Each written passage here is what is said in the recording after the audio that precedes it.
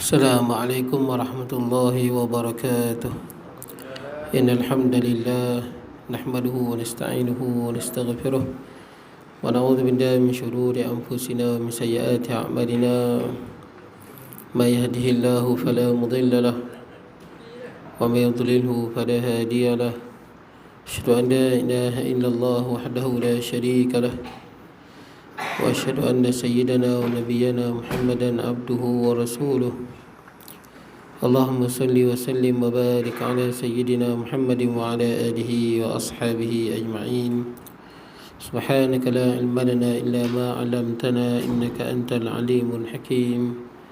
Rabbi shrah li sadri wa yassir li amri wahlul 'uqdatam min lisani yafqahu qawli. Allahumma la sahla illa ma ja'altahu sahla wa anta taj'al hazna wa sa'ba idza syi'ta sahla. Wala hawla wala quwwata illa billahil aliyyil azim. Amma ba'd. Hadirin sejamaah yang dirahmati Allah, alhamdulillah pada malam ni kita dapat bertemu. Pak Ngah pun sihat. Ramai yang kena Covid ni. Ramai, tapi dia tak macam dulu lah tuan-tuan. InsyaAllah. Bismillah.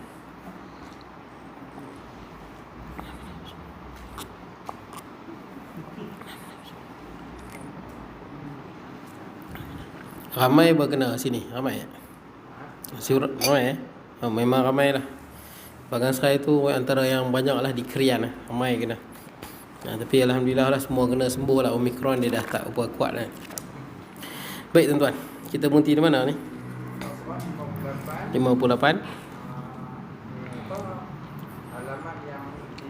38 38. Jadi kita tengok alamat yang 38. Dia kalau yang ke bawah tu 8, yang ke atas tu 37. Ya, baik. Qala musannifu rahimahullahu taala wa nafa'ana bi ulumihi fid darain. Baik.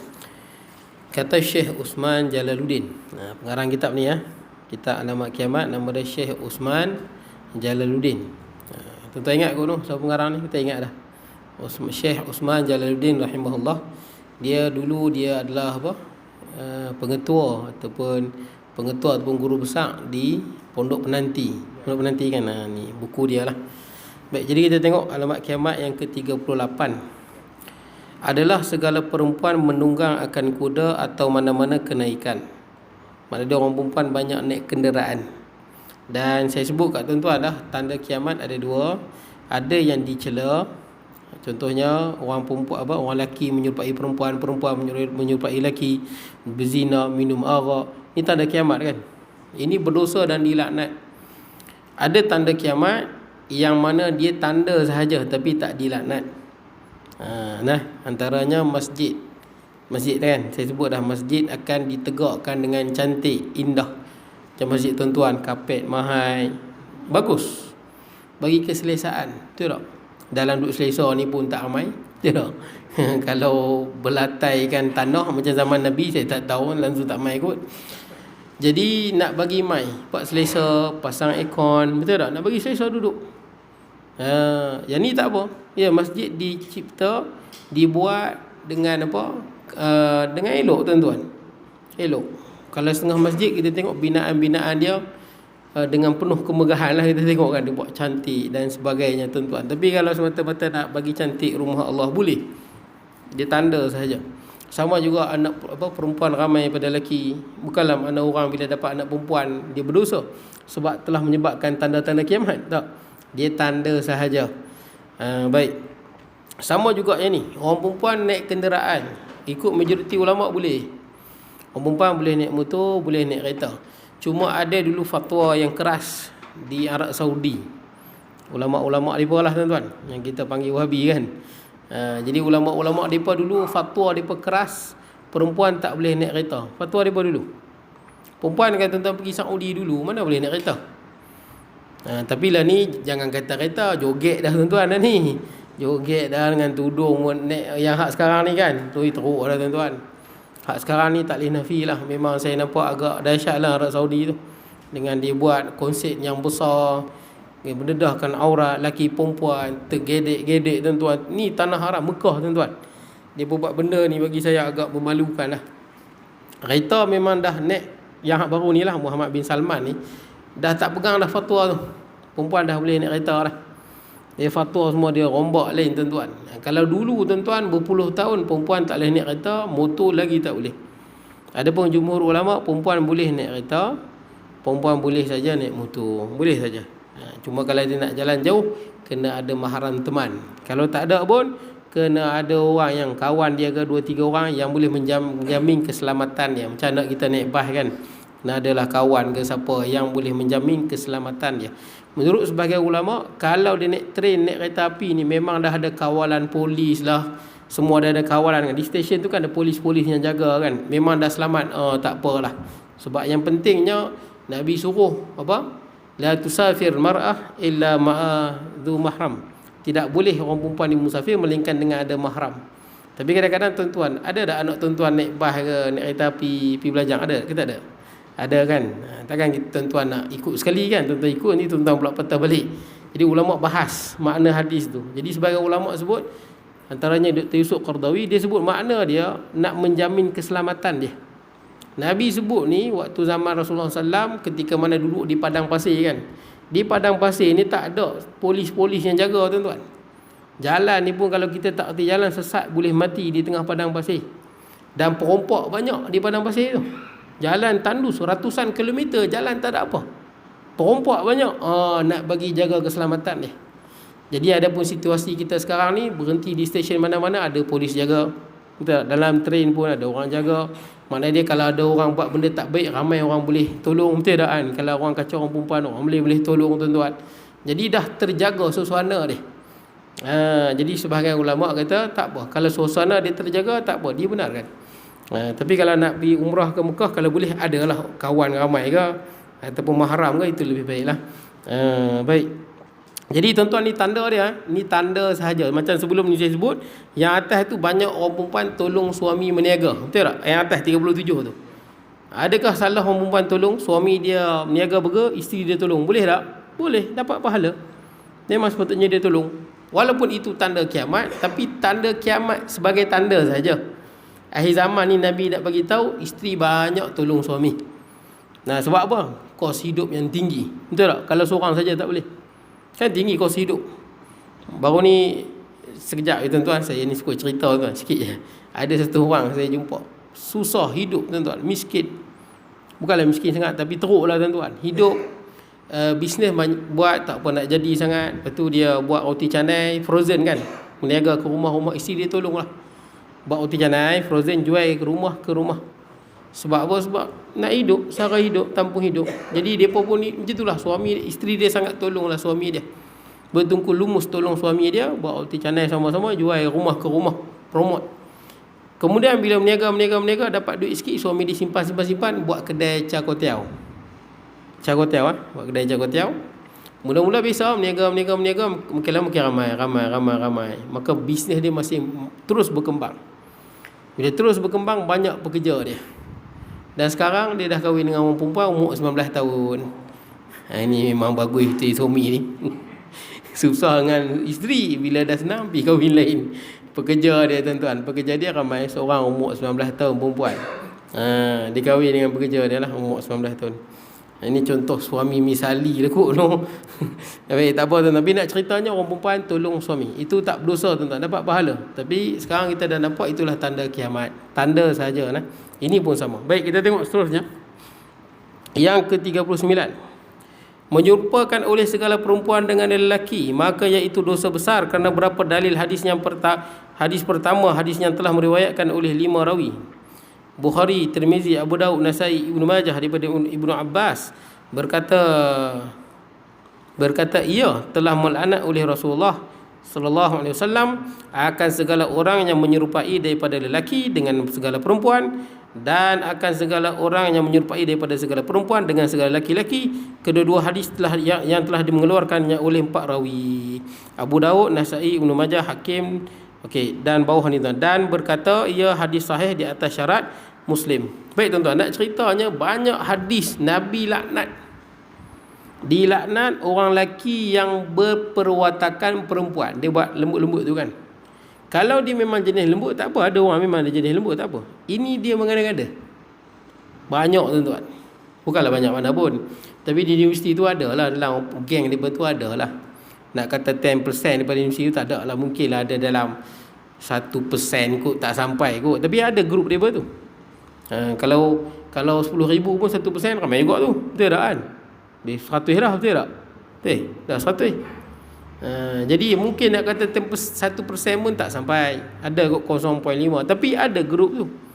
Bila universiti tu ramai, pelajar dia 50,000. Kalau grup dia 0.5% pun tu ada berapa lah? Ke dalam 250. Betul tak?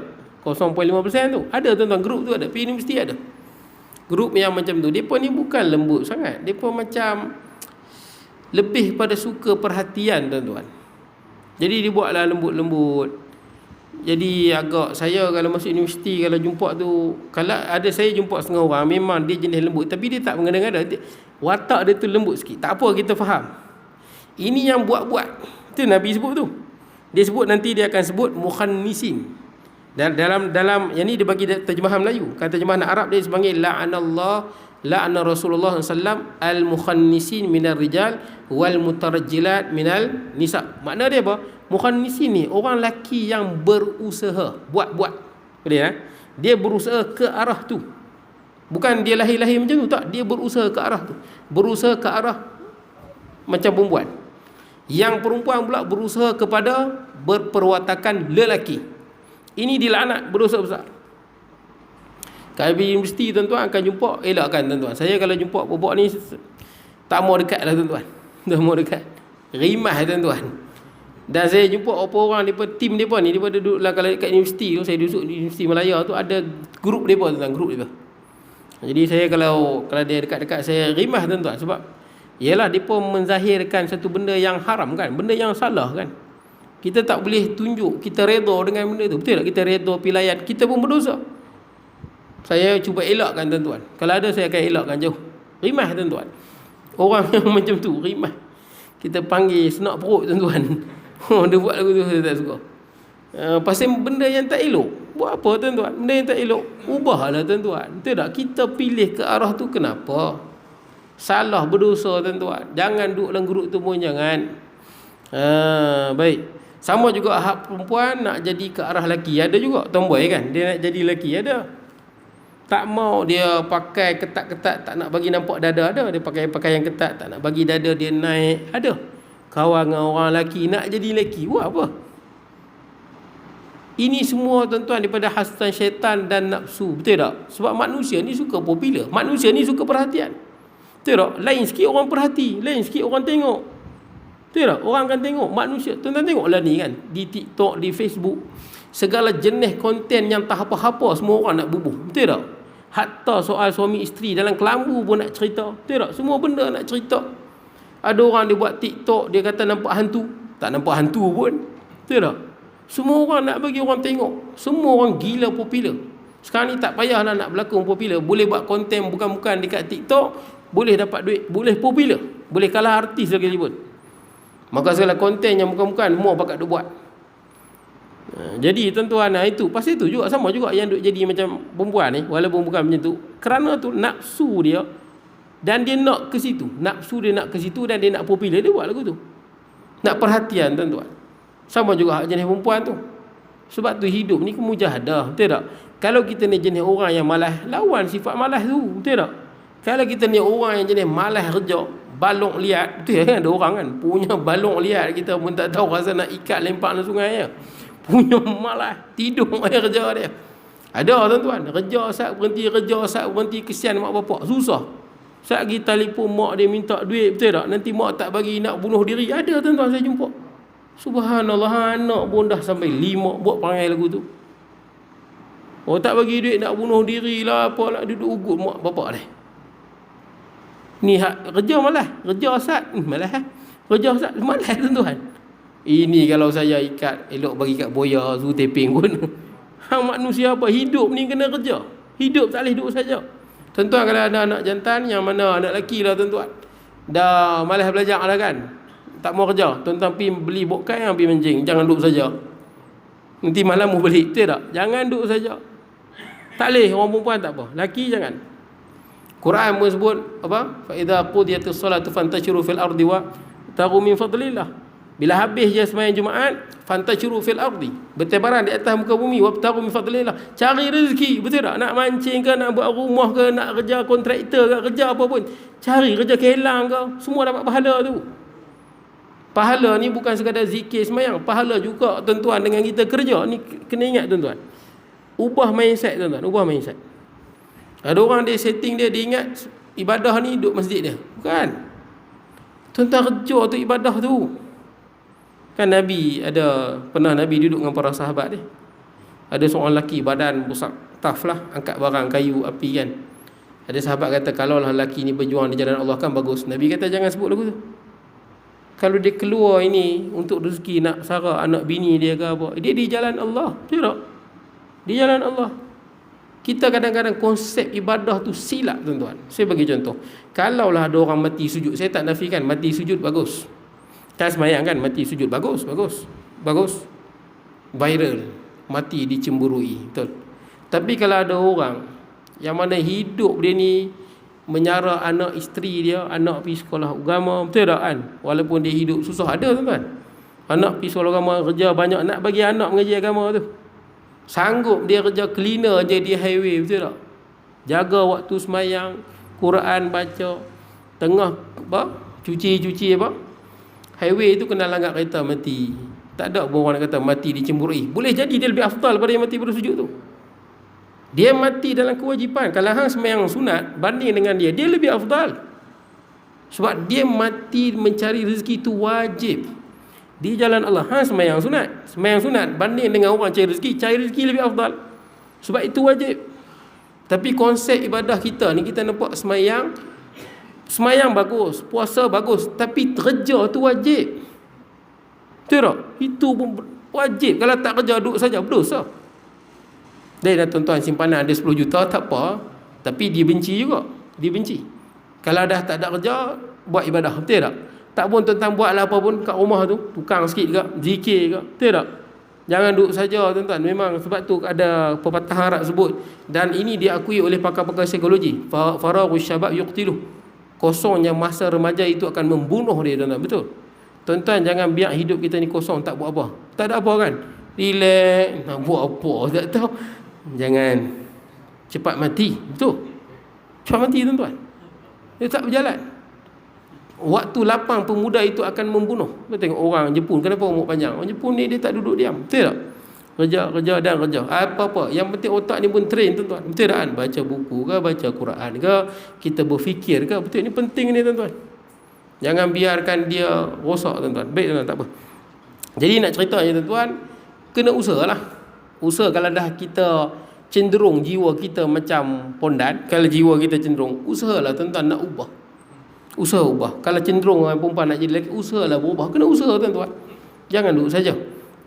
Kena ada usaha tu. Dia panggil mujahadah tuan-tuan.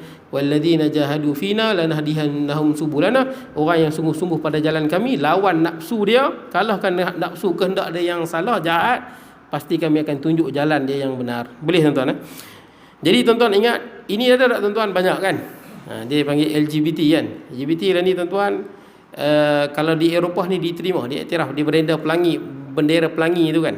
Itu dia punya bendera tuan-tuan. Ni memang LGBT lah, lesbian, bisexual, lesbian, gay, LGBT, bisexual ni orang dia perempuan pun boleh, lelaki pun boleh. Teruk lah tuan-tuan. Lelaki boleh, perempuan boleh. LGBT apa T? Transgender, ubah lelaki jadi perempuan, dia boleh buat tuan-tuan. Lelaki boleh jadi perempuan, perempuan boleh jadi lelaki. Perempuan boleh pasang burung tuan-tuan. Jangan lani pelik-pelik tuan-tuan, orang boleh buat. Baik, jadi tuan-tuan, kenapa tuan tengok pondan-pondan lah ni nampak macam perempuan tuan-tuan? Pondan-pondan tu tuan-tuan bukan saja macam tu, tak. Depa nak operate muka, operate habis semua tu. Tak cukup dengan tu, makan hormon perempuan pula, makan hormon perempuan pula, nak bagi jadi perempuan tu. Hormon tu dia makan. Hormon tu asalnya tak ada, dia makan. Baik, jadi tuan-tuan, kalau di Eropah diiktiraf, di Amerika, Kanada iktiraf, laki kahwin laki, perempuan kahwin. Di Eropah boleh katakan semua iktiraf. Siapa yang kata anti LGBT akan dimusuhi, akan dibenci. Boleh dikatakan diterima tuan-tuan di Eropah. kecuali Rusia. Rusia pantang. Sebab tu orang Rusia perang dengan Ukraine, banyak ustaz sokong Rusia. Kalau tanya saya 50-50 lah tuan-tuan. Allah serah pada Allah lah tuan-tuan. Tapi banyak ustaz sokong Rusia, banyak. Sebab apa? Yang pertama, Rusia dia anti LGBT. Anti.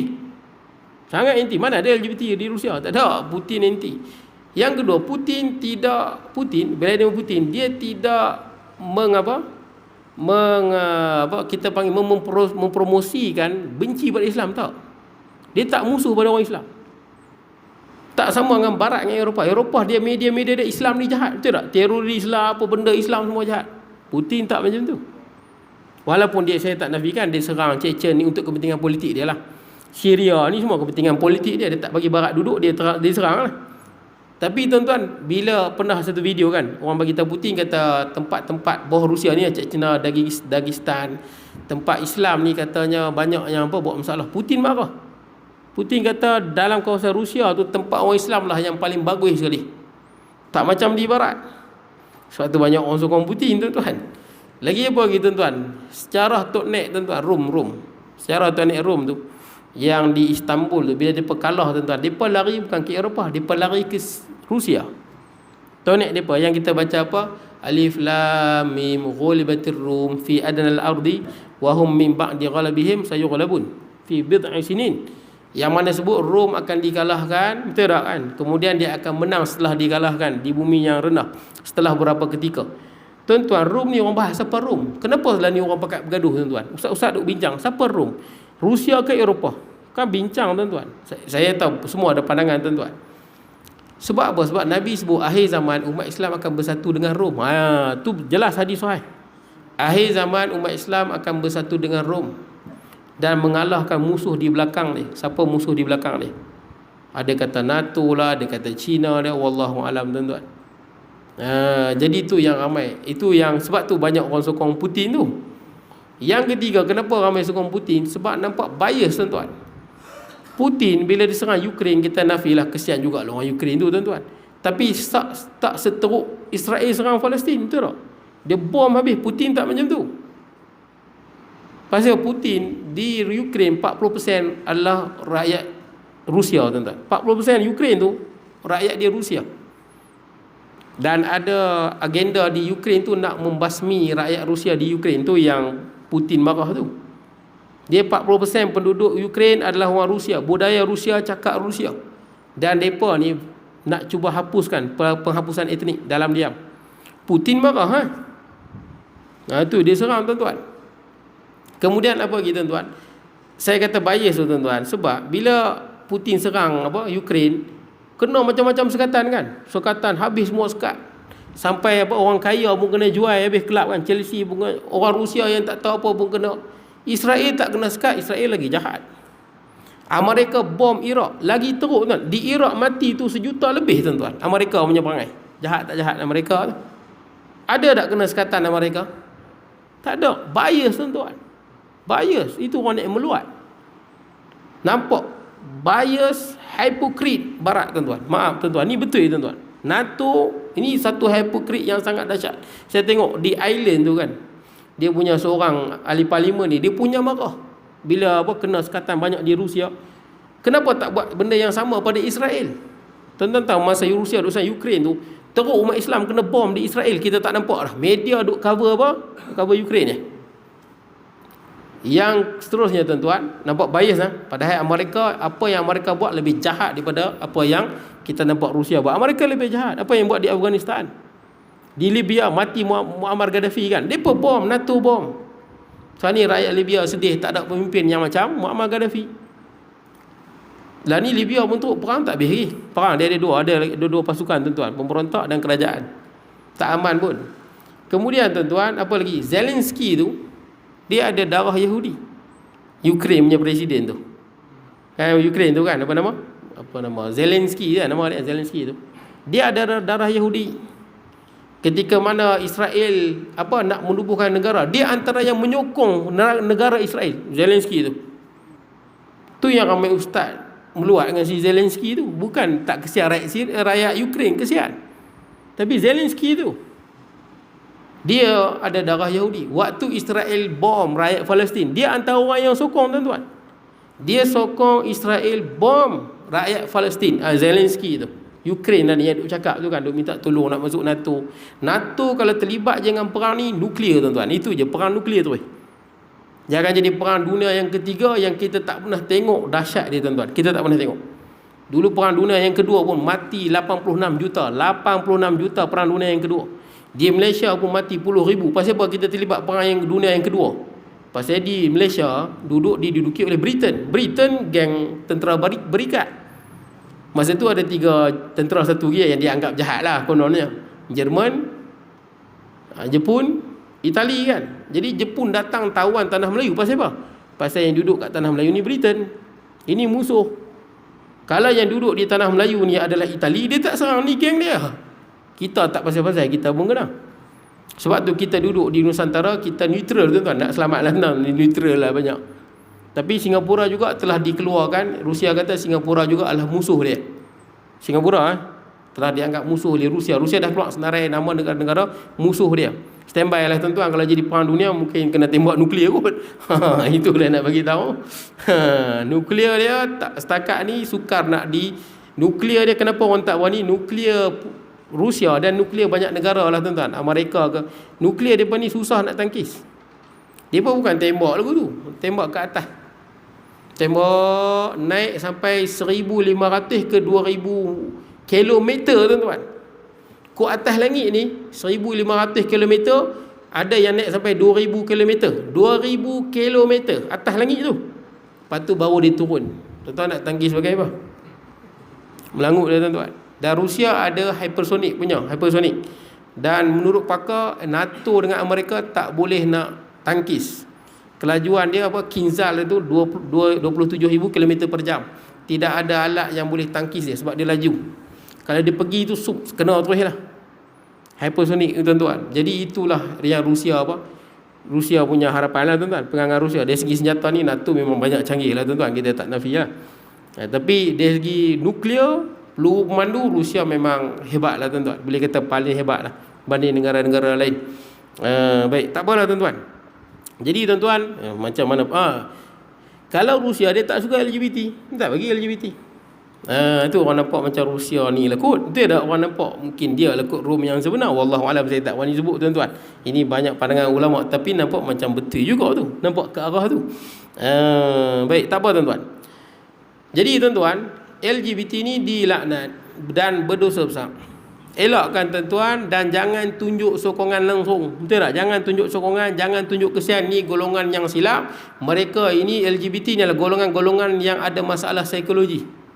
Jadi mereka ni mestilah mereka ada masalah kesihatan lah, tuan-tuan. Nah, bagi saya LGBT ni kesihatan mental lah sebenarnya. Bukanlah gila, tuan-tuan. Kesihatan psikologi tu. Maksudnya psikologi dia ni celaru. Perlu kepada pakai psikologi untuk bagi betul balik. Baik. Kemudian, tuan-tuan, kita tengok lagi. Sambung lagi. Hakim dan berkata, ia hadis ini sahih di atas syarat Muslim. Sambung lagi. La'ana Rasulullah SAW la'ar rajul yalbas libsatal mar'ah wal mar'ah talbas libsatal rajul. Artinya apa ni? Allah tu kan. Apa jadi qalah pula tu? Allah kan. Allah melaknat bukan ni. Telah melaknat. Telah melaknat oleh Rasulullah sallallahu alaihi wasallam akan lelaki yang memakai ia akan pakaian perempuan. Yang ni pun kena laknat. Kalau tukang Argentina lagi dilaknat, tuan-tuan. Kenapa saya kata Rusia lebih dekat dengan Rom? Pasal zaman Nabi tidak ada Rom yang pondan. Mana ada? Rom tukang tak ada. Rom hebat, tuan-tuan. Betul tak? Hercules panglima Rom hebat. Berani, tuan-tuan. Ini macam mana kalau ada pondan, transgender, tukang Argentina. Baik, tuan-tuan. Kemudian akan pakaian perempuan. Dan akan perempuan yang memakai ia akan pakaian lelaki. Perempuan pakai pakaian lelaki, lelaki pakai pakaian perempuan, dilaknat. Tetapi, tuan-tuan, ada tapi lah. Diikut uruf, tuan-tuan. Pertama, kalau pakai tudung confirm haram lah. Tudung kan. Ada orang apa? Orang lelaki pakai tudung. Memang haram itu pakaian perempuan. Orang lelaki pakai apa? Pakai macam pakaian perempuan tu, bikini tu kan. Begini tu, atau pakai coli ke apa ke, confirm haram tu, tuan-tuan. Mana boleh pakai pakaian perempuan. Tapi kalau pakai kain batik, nanti dulu. Pasal Terengganu pakai kain batik. Terengganu pakai kain batik. Yang tu dia kena ikut budaya lah tuan-tuan. Saya tu masa di universiti tengok member saya pakai kain batik, saya pun pening. Pasal pakai kain batik, rupanya orang Terengganu pakai kain batik. Dia bukanlah anggap pondan, tu budaya dia begitu. Ada tak tu? Ada juga. Saya tak pernah lagi pakai kain batik tuan-tuan. Tak apalah tuan-tuan. Tersilap tak apa. Tapi kalau tak jadi masalah apa kita faham, tak apa. Dia bukan pakaian khusus, masih lagi budaya. Skirt. Kalau macam kain skirt tu, pakaian tu ada beberapa tempat yang pakai tuan-tuan. Ada beberapa tempat. Di belah mana ada pakai macam skirt Finland ke mana yang pakai skirt tu. Yang macam skirt kan. Tapi dia bukan perempuan, pakaian lelaki tu. Tapi tuan-tuan janganlah main sini tuan-tuan pakai. Main Sungai Duri pakai skirt. Orang lelaki pun Finland pakai, duduk sana lah. Jangan duduk sini. Boleh lah. Pelik sangat tu. Tapi dulu tuan-tuan ada satu pakaian pelik. Tuan-tuan pernah tengok tak ustaz-ustaz balik mengaji, dia pakai jubah tu, ada jubah tu yang dia ada boleh tutup kepala tu. Perasan tak? Itu jubah negeri mana tu? Ada ustaz-ustaz dia pakai jubah tu. Dia pakai jubah tapi yang dia ada untuk penutup kepala selum tu. Tapi kita nampak macam ahli sihir tu kan. Ni ahli sihir mana pula ni? Sebab bukan semua tempat ada jubah tu. Dia jubah Maghribi. Ada ustaz-ustaz balik Maghribi kan, pakai jubah yang ada ni, dia kadang-kadang ditutup macam ni kan. Tapi sekarang ni dah orang tahu dah, tu jubah Maghribi. Tapi dulu-dulu saya pelik juga kan, macam ahli sihir kita nampak, dia boleh tutup kepala tu. Baik, jadi tuan-tuan pakai pakaian perempuan. Anak-anak jangan diajak, anak lelaki jangan ajak dia pakai pakaian perempuan tuan-tuan. Anak perempuan jangan ajak pakai pakaian lelaki, jangan. Tak boleh tuan-tuan. Takut nanti kecenderungan tu kan, kita yang mendidik jiwa. Ada kawan saya di Izzuddin tu, dia kata dia duk lembut macam tu lah. Saya di Izzuddin tu semua lelaki tuan-tuan. Izzuddin Shah Ipoh tu, dia yang tu ada 2 orang lah kot, 2 orang ke 3 orang, tak ramai pun. Yang seorang tu lah, yang dia buat lembut-lembut macam perempuan tu, dia kata dulu mak dia nak perempuan tapi tak dapat yang perempuan. Itu dia jadi lagu ni tu. Betul ke? Betul tak kan? Hang kena lah usaha. Betul tak kan? Usaha. Ataupun kalau dah jiwa hang dah macam tu, jangan berlebih-lebihan. Betul tak kan? Kalau memang jiwa lembut, buat biasa sudah lah. Janganlah berlebih-lebihan. Jangan buat-buat. Tak boleh. Berdosa haram tuan-tuan. Baik. Jadi tuan-tuan, dan kita pula jangan tuan-tuan pergi bagi sokongan tuan-tuan. Jangan. Dan kita kalau tahu benda tu tak baik, elakkanlah tuan-tuan. Elakkan. Saya sebut ni bukan apa, sebab baru ni ada satu hamba Allah ni, dia bagi tahu saya. Bismillah. Dia bagi tahu saya pas habis kuliah lah. Kata ada kawan dia pergi Mekah. Buat apa? Buat umrah. Itu kawan dia cerita kat dia. Kawan dia ni pergi dengan tim Tuan Ibrahim Tuan Man. Tuan Ibrahim Tuan Man kenal kot tu. Dia pergi sekali lah. Dia kata dia pergi Mekah tu, dia kata ada pak-pak Arab ni, dia kata kalau dia tengok orang Melayu ni, kalau muka dia berkenan lah, muka comel, jambu ke apa, pak Arab ni sapu punggung, dia kata. Apa orang panggil? Sodom kan, kat belakang tu. Laki-laki kan. Saya lah hati, ustaz pergi Qatar macam mana ustaz, pak-pak Arab ni? Saya di Qatar, saya pergi, saya tak nak dengar langsung benda ni tuan-tuan. Tak dengar langsung. Boleh tak ada langsung. Kes dia Qatar macam tu. Dia lagu ni. Kes ni lagu ni tu, sodomi ni tuan-tuan, mana-mana pun ada. Malaysia pun ada. Ada tak ada? Ada. Mana boleh tak ada? Betul tak? Ada. Dia macam ni. Ada cerita dia macam ni je tuan-tuan. Kita ni hatta di pondok pun ada jadi. Betul tak? Bukan semua budak pondok. Bukanlah semua budak pondok. Adalah sekok 2 yang jadi lagu tu, pening-pening jadi lagu tu. Betul tak? Sekolah agama kadang-kadang, tahfiz pun kadang-kadang ada yang pening lagu tu. Ada, bukan tak ada, ada. Tapi bukanlah semua. Adalah satu orang, betul tak, yang pening-pening ni tuan-tuan jadi lagu tu. Dia isu dia mudah je. Hamka, tahu Hamka, ada seorang ulama Indonesia terkenal kan. Dia ada orang kawan dia beritahu Hamka, dia kata, Syekh, saya pergi Arab Saudi, saya jumpa punya banyak pelacur zaman dulu tuan-tuan, ramai pelacur. Hamka kata balik kat dia, Hamka kata saya pergi Amerika, saya jumpa, saya tak nampak seorang pun pelacur. Apa beza dia? Sedangkan Amerika tu negara memang pelacur tak ada masalah. Tapi hamka kata aku pergi Amerika satu sekok pelacur pun aku tak nampak. Padahal Amerika pelacur lebih banyak pada Arab Saudi. Kawan dia pergi Arab Saudi, dia kata banyak pelacur. Apa beza dia? Kita ni jadilah macam lebah, cari yang baik-baik. Betul tak? Cari yang baik, jumpa baik. Betul tak? Jangan jadi macam lalat, cari yang busuk-busuk. Betul tak? Betul. Kita pergi mana-mana cari baik-baik. Tuan-tuan pergi Amerika, tuan-tuan cari orang yang educated. Tuan-tuan takkan jumpa benda yang buruk ni. Kalau jumpa paling, betul tak? Tak payah. Ini benda yang hina. Betul tak? Selesai masalah. Bukan benda yang perlu diperbesarkan. Betul tak tuan-tuan? Kalau nampak cari benda yang baik, jangan jadi lalat. Cari benda yang kotor. Betul tak? Cari benda kotor, jumpa ni tuan-tuan. Kalau tuan-tuan duduk Sungai Duri ni, tuan-tuan duduk dengan orang main masjid, tuan-tuan main masjid. Betul tak? Orang main jemaah, main jemaah. Orang buat tahlil, tuan-tuan main tahlil. Orang buat marhaban, tuan-tuan buat marhaban. Join dengan grup baik-baik. Bila tuan-tuan pergi KL, tanya macam mana Sungai Duri? Bagus, banyak jemaah baik-baik. Tapi kalau duduk di Sungai Duri, masjid habuk pun tak pernah main. Betul tak? Jumaat pun susah nak main. Betul tak? Duduk dengan siapa? Lepak dengan orang yang minum ketum. Minum ketum. Ada tak minum ketum kau sana ni? Ada tak ada? Cakarai ke apa? Makan dengan apa? Kish kapur ke? Dah suka. Kish kapur. Saya dengar lu belah dalam situ, belah relau. Saya tahu ada tempat apa tu. Kan saya tak tahu ya. Cuba duduk dengan pok-pok ni. Betul tak? Semayang pun tak ke mana, main judinya dengan ketumnya. Bila kita jumpa orang kat mana? Di Kelantan orang tanya, "Macam mana Sungai Duri?" Muar teruk Muar duk minum ketum je. Handuk dengan depa amai lah masjid. Kalau amai masjid pun tak pernah kenal depa. Betul tak? Kalau terserempak pun suruh pandang, telefon polis, tangkap. Betul tak? Macam tu. Boleh tuan-tuan? Itu cara dia. Saya bukan kata semua ketum tuan-tuan. Tuan-tuan tahulah ketum ni tuan-tuan boleh tanam.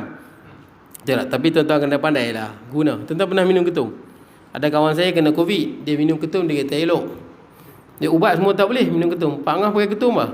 Tak kata orang sihat ni. Tapi kawan saya kena COVID teruk juga. Teruk dia. Tapi dia minum ketum, okey. Tapi dia tak dia kena Omicron ni lah kahak dulu tu. Jadi dia minum ketum tu, ubat lain tak pesan. Ketum dia minum, kahak hilang, dalam dada dia hilang, dia boleh nafas balik. Tapi ketum dia ada cara masak dia. Yang pertama ni tuan-tuan untuk minum ketum lah ni. Boleh tuan-tuan, bukan tak boleh. Polis pun tak boleh tebang pokok tuan-tuan. Tuan-tuan tanam pokok ketum, banyak-banyak belakang rumah polis takkan tebang, tak boleh. Kalau polis tebang pun boleh sue balik polis. Tanya polis, mana polis? Mana polis? Saya sebab kawan saya polis. Dia memang bahagian dadah lah. Bahagian SB dadah dia beritahu. Dia kata ketum tak boleh, ada dia punya bos dia kena digerik, dia tebang pokok orang yang tanam ketum, dia kena balik rupanya. Mana dia boleh tanam ketum, yang cuma dia proses salah tu yang tak boleh. Maknanya dia ketum ni, tuan-tuan kalau nak, tuan-tuan yang pertama, tuan-tuan jangan rebus dengan batang dia tu, bahaya. Batang dia tu dia ada getah tu. Getah tu dia boleh rosak buah pinggang tuan-tuan, boleh rosak, dia pekat. Tuan-tuan tak percaya, rebus ketum, tuan-tuan tuang atas lantai, biar tuan-tuan tengok nanti getah dia macam mana. Dahsyat getah tu yang boleh menyebabkan organ rosak. Getah dia tu, dan dia boleh menyebabkan otak ni. Seorang kawan saya tu polis lah, dia sebut dia punya abai pak dia bawa lori tapi suka minum ketum. Mula-mula okey, tapi bila dah lama bertahun duk minum ketum, apa jadi? Dia ada efek sini tuan-tuan. Bukan jadi gila, dia jadi slow tuan-tuan. Maksudnya kita bercakap, dia lambat respon. Kalau kita buat lawak kat dia, dia senyap, baru dia gelak tuan-tuan. Respon lambat. Betul tuan-tuan, bahaya ketum ni. Efek kat sini. Lepas tu kalau tuan-tuan lambat sikit tuan-tuan. Tuan-tuan kalau nak ketum, tuan-tuan nak tahu ketum yang elok ni, dia akan masak lama sampai jadi warna teh tu. Itu bagus. Kalau macam air tebu tu dia bahaya sikit lah. Yang jadi macam air tebu tu, sebab tengah masak panas-panas, dia perbaling ais. Nak bagi dia power lah, pekat. So tuan-tuan minum dengan getah dia apa semua kan. Bahaya getah dia tu. Patutnya ketum ni janganlah sekali dengan batang dia. Kalau boleh lah rebus, jangan buanglah batang dia yang besar-besar tu, buanglah.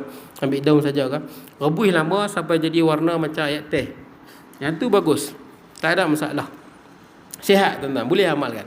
Yang bahayanya bila bubuh buat nyamuk, macam-macam ubat kan. Setakat ni yang paling power yang saya pernah dengar lah, paling power di Selangor, saya sebut kat tuan-tuan. Sebab ketum ni tu dia bubuh nyamuk, bubuh macam-macam lah ni, dia masak-masak macam-macam dia bubuh. Last kali dia bubuh puradan. Tapi tak boleh bubuh banyak, sikit lah. Tak, sebab nak bagi power tu, barulah kau mencapai makam ketuhanan yang tinggi. Depa sebut lagu tu. Jadi depa nak apa? Buh puradan sikit, tak banyak puradan sikit je buh. Dia buh sikit nak bagi. Tapi itulah, sepatutnya jangan buh sikit, buh botol puradan tu. Senang kerja AADK.